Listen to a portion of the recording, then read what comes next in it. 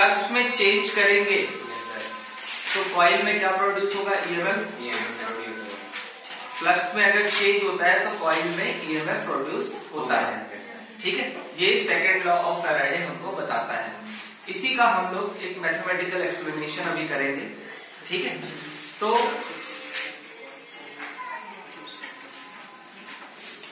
Note करिए एक line आप लोग कि let the flux in the coil changes from ∅1 to ∅2 करिए, ∅1 टू ∅2 इन t सेकेंड, कि कॉइल के साथ जो फ्लक्स लिंक हो रहा है उसमें चेंज ∅1 से ∅2 हो रहा है। कहने का मतलब ये है कि जो मैग्नेटिक फील्ड लाइंस या फोर्स लाइन किसी एरिया से लिंक हो रही है, ठीक है, उन लाइंस में चेंज हो रहा है। उन लाइंस में क्या हो रहा है? जब उन लाइंस में चेंज होगा तभी तो फ्लक्स चेंज होगा, है ना? अच्छा, तो अब ∅1 से ∅2 तक चेंज हो रहा है, तो हम लोग क्या लिख सकते हैं? Therefore rate of change of flux, rate बोल देने से क्या समझ में आता है? चेंज कितना होगा? तो आंसर है ∅2 माइनस ∅1 अपॉन में टाइम। इसको कहते हैं rate of change of flux. ठीक है, अच्छा, इसके बाद देखिए, therefore by Faraday's second law, Faraday का सेकेंड लॉ क्या कहता है कि जो फ्लक्स में चेंज होता है वो ईएमएफ के डायरेक्टली प्रोपोर्शनल होता है। ईएमएफ के डायरेक्टली प्रोपोर्शनल क्या होता है? जो फ्लक्स में चेंज होता है। कहने का मतलब ये है कि जितना ज्यादा चेंज उतना ज्यादा ईएमएफ बनेगा।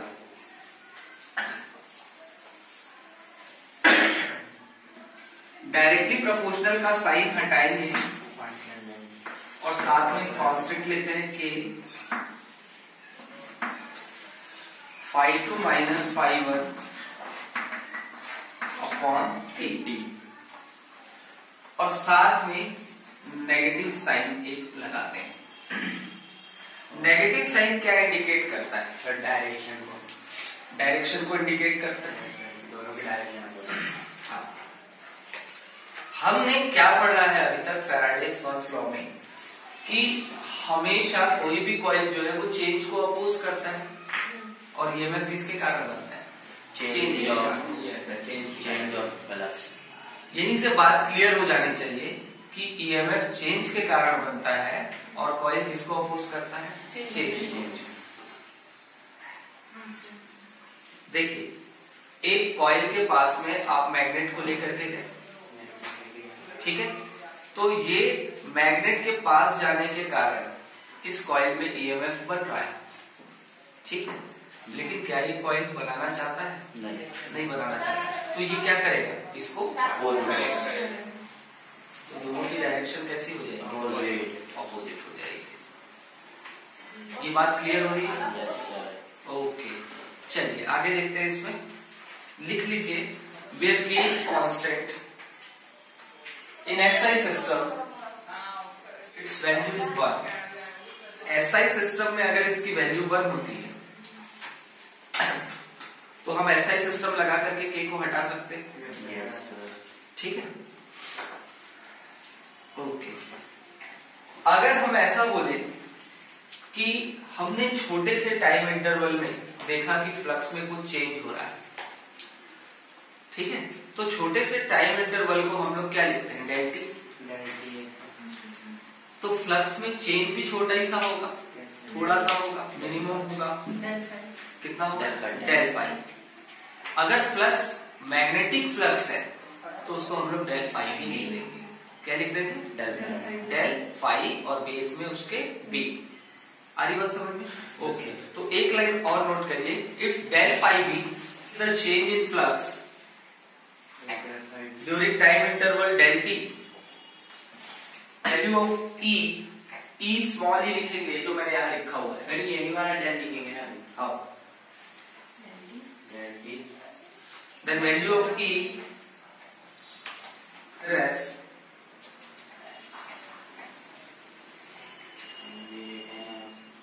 E is equals to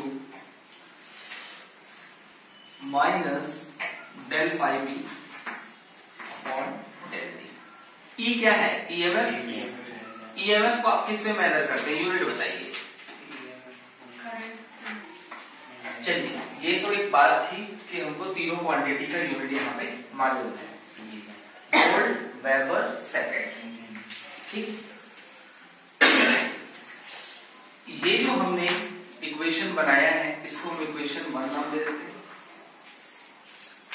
ठीक है, अब हम क्या बोलते हैं कि अगर हमारे पास टाइम इंटरवल बहुत स्मॉल है, ठीक है, टाइम इंटरवल कैसा है? बहुत स्मॉल है, मतलब डेल टी किसको अप्रोच कर रहा है? जीरो को। स्मॉल मतलब बहुत छोटा, अप्रोक्स जीरो, लगभग जीरो। Yes sir. ठीक है, अगर टाइम इंटरवल बहुत स्मॉल है तो ये ईएमएफ का फॉर्मूला हम लोग चेंज कर सकते हैं। ठीक है, एक लिमिट लगा के कि del T approaches to zero.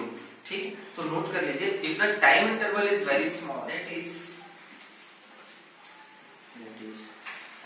Del T approaches to zero. आप लोग सिर्फ इतना लिखेंगे, del T approaches to zero, ये लिमिट लिखने की जरूरत नहीं है। Del T approaches to zero.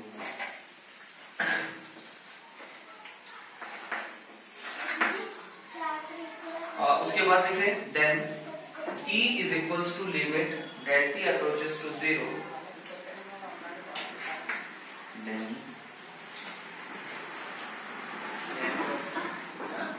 minus del phi b upon del t। Ji, then के बाद ये लिखिए पूरा। अब देखिए, हम चाहते तो इसको ऐसा भी बोल सकते थे कि ये जो फॉर्मूला हमने बना लिया फैराडे लॉ का, सेकंड लॉ का, उसके बाद इसको हम ऐसा भी लिख सकते हैं, ऐसा ही सिस्टम लगा करके ऐसा भी लिख सकते हैं। ठीक है, लेकिन हम एक एक लाइन को लिख रहे हैं, ठीक है, ताकि हमको सारी बातें क्लियर रहे कि अगर ऐसा हो रहा है तो हमको ये कंडीशन मिल रही है। अगर डेल टी बहुत स्मॉल है, टाइम इंटरवल बहुत स्मॉल है, तो उस कंडीशन में आप ये जो del phi B upon del T है इसको D phi B by D T भी लिख सकते हैं। ये क्या लिख सकते हैं? D phi B by D T. मतलब मैंने क्या बताया कि हमने इंटरवल जो हमारे पास टाइम इंटरवल था बहुत स्मॉल था, हमने स्मॉल टाइम इंटरवल लगा करके डेल को डी में कन्वर्ट कर दिया। किसमें कन्वर्ट कर दिया? डी में। ठीक है, क्योंकि देखिए कोई भी प्रोसेस होता है, चाहे वो इलेक्ट्रिसिटी का हो, चाहे मैग्नेट का हो, ठीक है, चाहे मैग्नेटिज्म में हो, तो बहुत इंस्टेंट प्रोसेस होता है। ठीक है, बात समझ में आ रही है? ऐसा नहीं है कि हम देख रहे हैं यहाँ से ऐसा मैग्नेट चल रहा है, हमको एकदम दिख रहा है, और वहां से फोर्स लाइन निकल रही है, वो भी हमको दिख रही है। ठीक है, कितनी लाइन लिंक हो रही है हम एकदम क्लियरली देख पा रहे हैं। इतना स्लो प्रोसेस नहीं, वो एक माइक्रो सेकेंड में इतनी बार फ्लक्स में चेंज कर देगा कि हमको पता नहीं चलेगा। इसीलिए टाइम इंटरवल क्या होता है सारे प्रोसेस का बहुत स्मॉल होता है।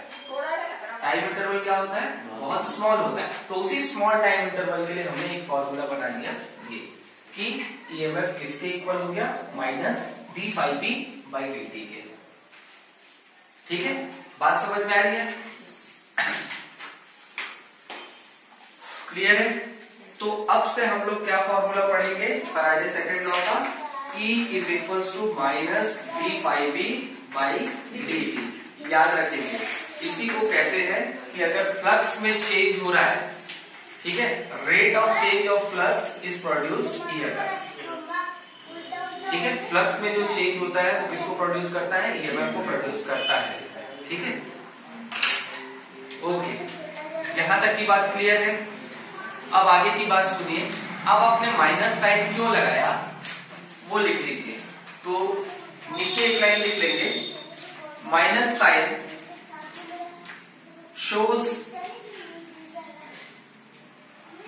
shows here that the induced EMF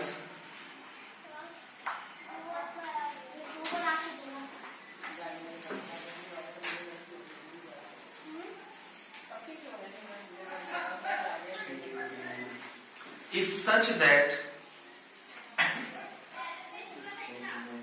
it always opposes the change in लिखना, change in flux It always opposes change in flux. linked with the quadratic का सेकेंड लॉ का एक्सप्लेनेशन, मैथमेटिकल एक्सप्लेनेशन था। ठीक है, इसके बाद नेक्स्ट हम लोग वापस से फ्लक्स में आते हैं। फ्लक्स का आपने फॉर्मूला क्या बनाया था, आपको बहुत अच्छे से होना चाहिए, क्योंकि भले ये छोटा सा टॉपिक है लेकिन आगे जितने भी टॉपिक पढ़ेंगे ना उसमें हम लोग एक चीज देखेंगे, एरिया। मैग्नेटिक फील्ड और एरिया, इन दोनों के बीच में क्या रिलेशन है, इन दोनों के बीच में एंगल का रिलेशन क्या है। एंगल कितना होता है तो फ्लक्स ज्यादा होगा, एंगल कितना होगा तो फ्लक्स कम होगा। इन सारी बातों पे हम लोगों को बिल्कुल अच्छे से ध्यान देना है, तो हम लोग मैग्नेटिक फ्लक्स अच्छे से समझ पाएंगे। और अगर मैग्नेटिक फ्लक्स अच्छे से समझ गए तो आगे के फिजिक्स के टॉपिक आप लोगों के लिए बहुत इजी हो जाएंगे। ठीक है, तो मैग्नेटिक फ्लक्स का आपने डेफिनेशन लिख रखा है।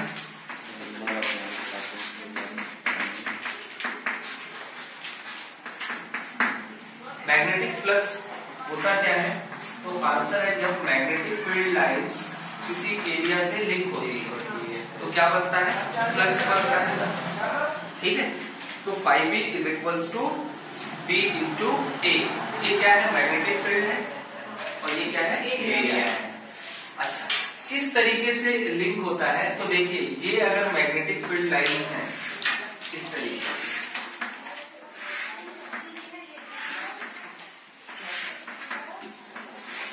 जी ये हमने एक ऑब्जेक्ट रखा है यहाँ पर,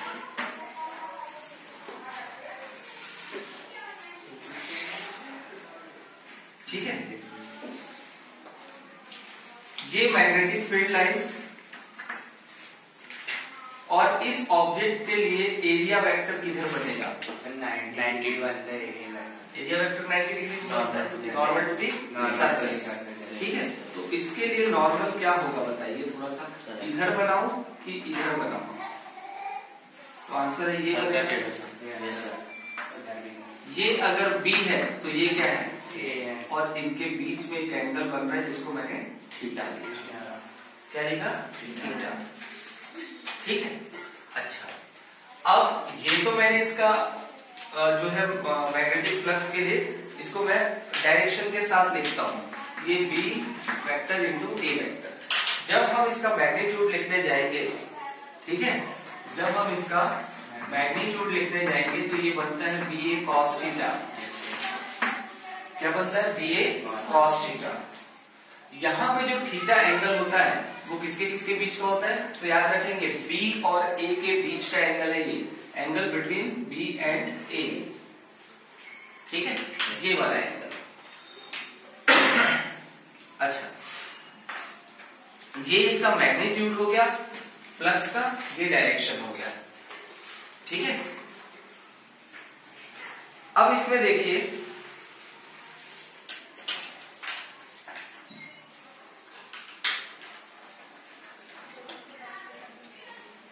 फाई बी जो है वो बी और ए के बीच में डॉट प्रोडक्ट होता है। ठीक है, अब मैं आप लोगों से पूछूंगा कि यहाँ पे हम लोग एंगल कॉस ही क्यों लिए, साइन भी तो ले सकते हैं। डॉट प्रोडक्ट में हम लोग क्या लेते हैं, कॉस लेते हैं, और क्रॉस में क्या लेते हैं, साइन लेते हैं। ठीक है, ओके। अब देखिए अगर मैं इसको थोड़ा सा ऐसे घुमा दूं ऑब्जेक्ट को इस तरीके से,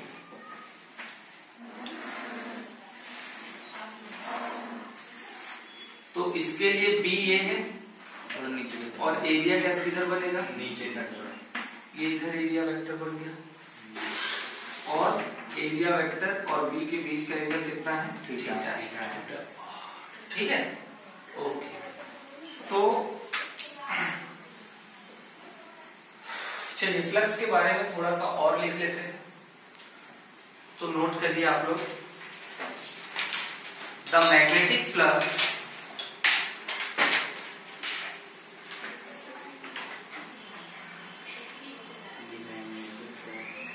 linked with a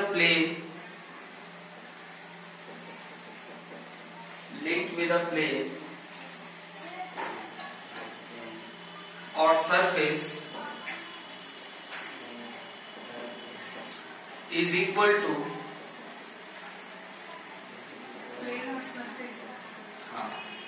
plane or a surface is equal to the dot product of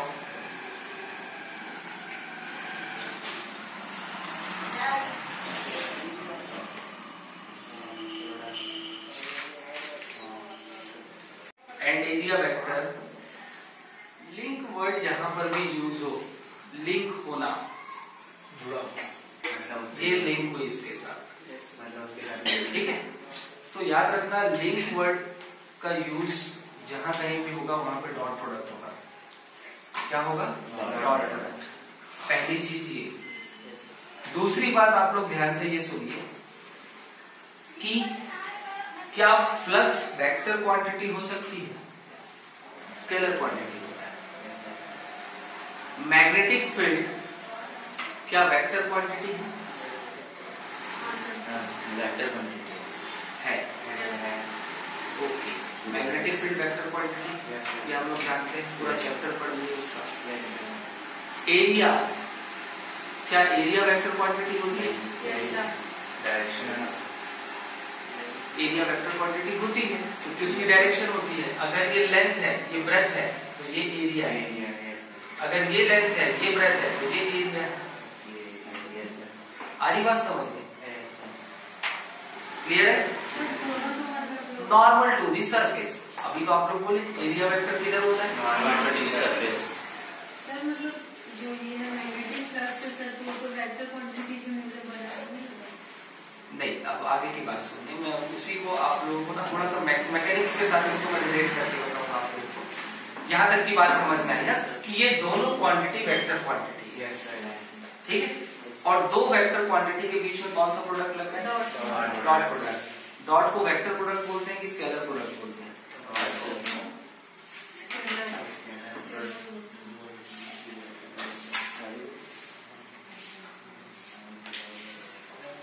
dot को वेक्टर प्रोडक्ट बोलते हो कि स्केलर प्रोडक्ट बोलते हो,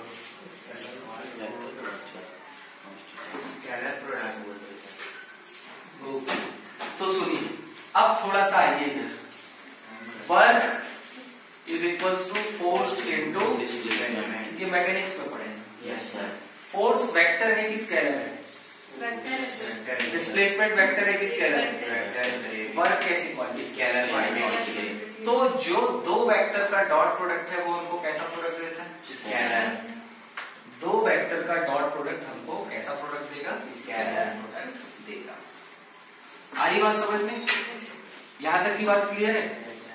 ओके, तो कॉस थीटा का भी हमको रीजन पता चल गया और फ्लक्स के स्केलर होने का भी रीजन पता चल रहा है, ठीक है।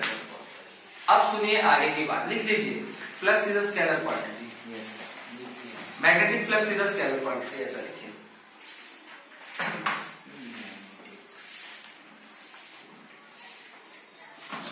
अगर मैग्नेटिक फ्लक्स स्केलर क्वांटिटी है तो हम इस पे वेक्टर का सिंबल क्यों लगाएं, नहीं लगाएंगे, अगली बार से नहीं लगाएंगे। अभी हमने इसलिए लगाया था क्योंकि अभी तक हमने ये पढ़ा नहीं था कि ये वेक्टर है कि स्केलर है। अब हम पढ़ चुके हैं तो अब हम इसमें नहीं लगाएंगे वेक्टर का साइन, ठीक है। ओके, अब कुछ इसमें अलग अलग केसेस हैं, इसको देखिए ध्यान से। ये ऑब्जेक्ट है और ये मैग्नेटिक फील्ड लाइंस है। फ्लक्स कब मैक्सिमम हो सकता है, कब मिनिमम हो सकता है, इस पे हम लोग डिस्कशन करेंगे। ठीक है, ओके।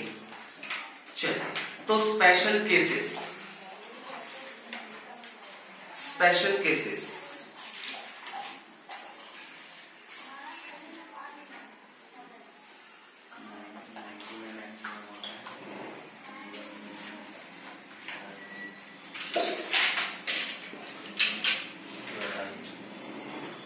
हो गया।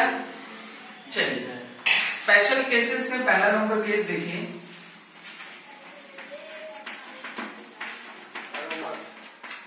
फर्स्ट नंबर केस बोल रहा था, ये फर्स्ट नंबर, ये थीटा बन जा रहा है।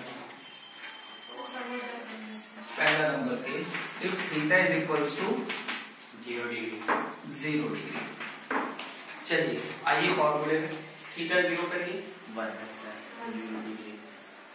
थीटा अगर 0 होगा, कुछ इक्वेशन नाम दियो क्या किसी को? किसको? अगर 1 दिया हुआ है नाम तो इसको 2 कर लेना। Then from equation 1 plus cos 0 कितना होता है? cos 0 1 होता है, तो फाई कितना हो गया? इस समय फ्लक्स आपको मैक्सिमम मिलेगा।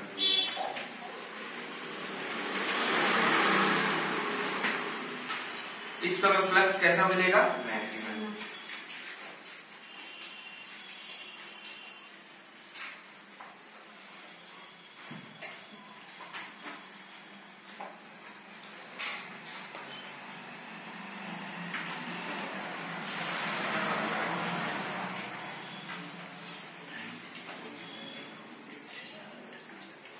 अच्छा,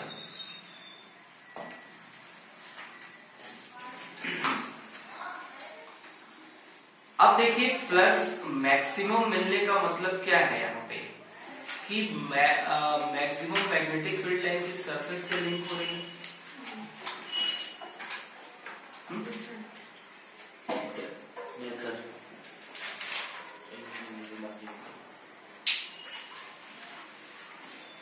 अब थोड़ा सा सोचिए, थीटा 0 होता है तो फ्लक्स हमको मैक्सिमम मिलता है, और थीटा 0 कब होगा? जब एरिया वेक्टर और बी दोनों एक दूसरे के पैरेलल हो जाएंगे। ठीक है, ओके। ये देखिए, ये एक सरफेस है, ठीक है। इस सरफेस में इस तरीके से मैग्नेटिक फील्ड लाइंस आ रही है, इंटर कर रही है, ठीक है। इस समय बताइए फ्लक्स कैसा होगा? ये मैग्नेटिक फील्ड लाइंस इस तरीके से आकर के इंटर कर रही है, फ्लक्स कैसा होगा? मैक्सिमम की मिनिमम? क्यों होगा?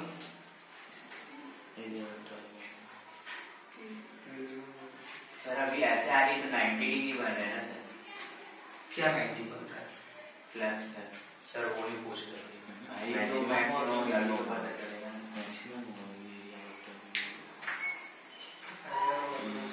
आप लोग फ्लक्स कैसे पहचानते हैं? आप लोग फ्लक्स को कैसे पहचानेंगे? मैक्सिमम मिनिमम कैसे पहचानेंगे? फ्लक्स मैक्सिमम और मिनिमम आप लोग कैसे पहचानेंगे? एंगल सर, बी ए के एंगल से एंगल बी और ए के बीच का एंगल तो बताइए ना मुझे। अभी क्या हो रहा है? बी और ए के बीच का एंगल बताइए कितना है? 0। कैसे? सर क्योंकि जो ए का है सर, मतलब डायरेक्शन है सर, तो नॉर्मल टू दी सरफेस है। किधर? इधर कि इधर? बात सर बी का डायरेक्शन मैंने लिखा, इधर है। अच्छा, लेकिन सरफेस तो ये है, ए कहां से बनता है? सर सरफेस की एरिया वेक्टर सरफेस से बनेगा? सरफेस से नॉर्मल किधर बनेगा? बाहर की तरफ, मतलब ये इधर। तो बी ये और ए इधर है, दोनों के बीच का एंगल कितना? 180 सर। कितना हो गया? 180। अगर एंगल 180 हुआ तो फाई भी किसके इक्वल? माइनस बी के सर, किसके इक्वल? माइनस बी मतलब माइनस बी। अब देखिए ये सरफेस है, ये मैग्नेटिक फील्ड लाइंस आ रही है इस तरीके से, 90 डिग्री बनेगा। 90 डिग्री। तो ये बी और ये ए। 90 डिग्री मिनिमम हो जाएगा। बात समझ में आ रही है? एरिया वेक्टर ऊपर की तरफ और मैग्नेटिक फील्ड लाइंस इधर की तरफ। तो अभी फ्लक्स कैसा हो गया? मिनिमम। बात समझ में आ रही है? ओके। तो इस तरीके से आप लोग पहचानेंगे। अब जैसे मैं बोलूं कि यहां पे मैग्नेटिक फील्ड लाइंस इस तरीके से आ रही थी, ये सरफेस से, और एरिया वेक्टर की डायरेक्शन ये थी, तो इस समय दोनों की डायरेक्शन सेम है।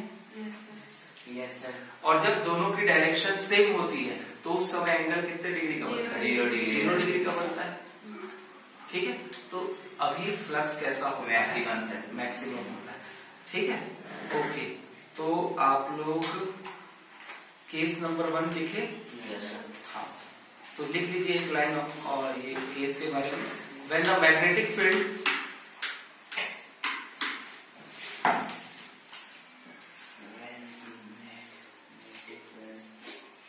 along the normal to the surface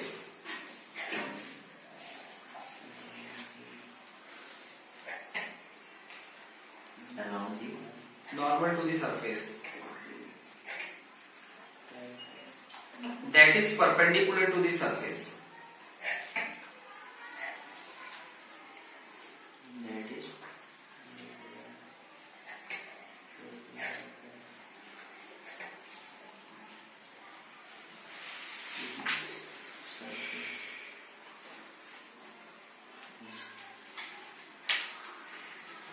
then flux linked with that surface will be maximum.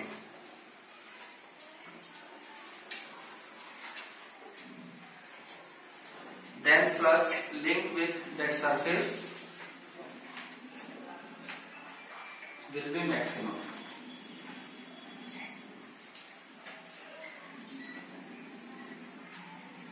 maximum. ठीक है, ओके।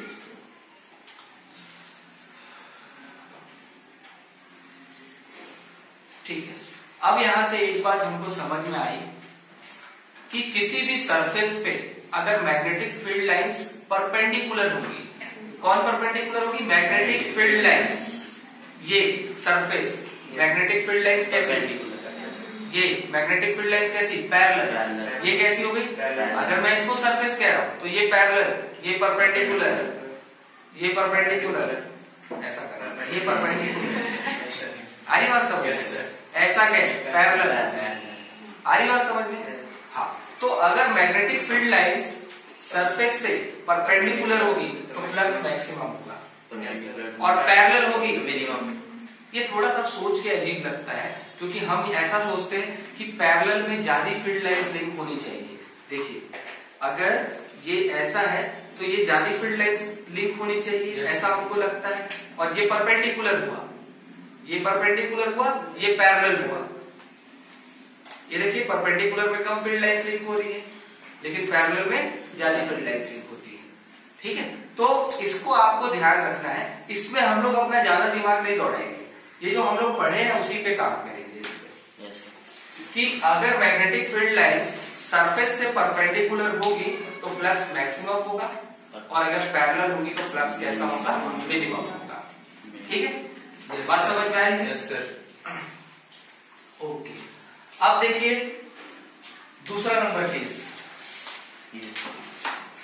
दूसरा नंबर केस हमको जीरो मैग्नेटिक फ्लक्स भी बोलते हैं। दूसरे नंबर केस को हम लोग केस नंबर 2, इसको हम लोग जीरो मैग्नेटिक फ्लक्स भी बोलते हैं।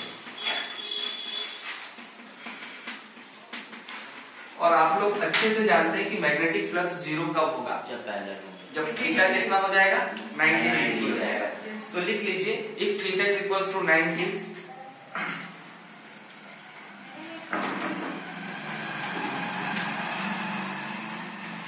then from equation 1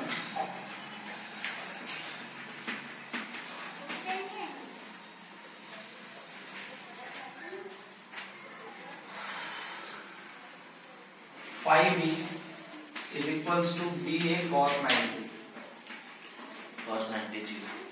phi B is equals to 0. इस समय फ्लक्स कैसा हो गया, मिनिमम हो गया.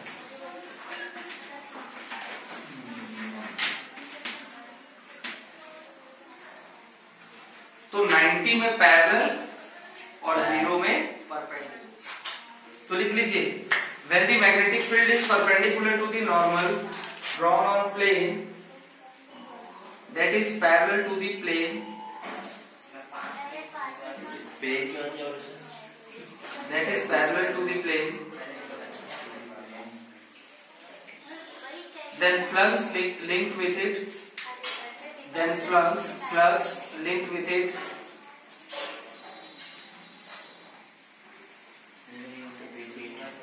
is 0. In 0. Is 0.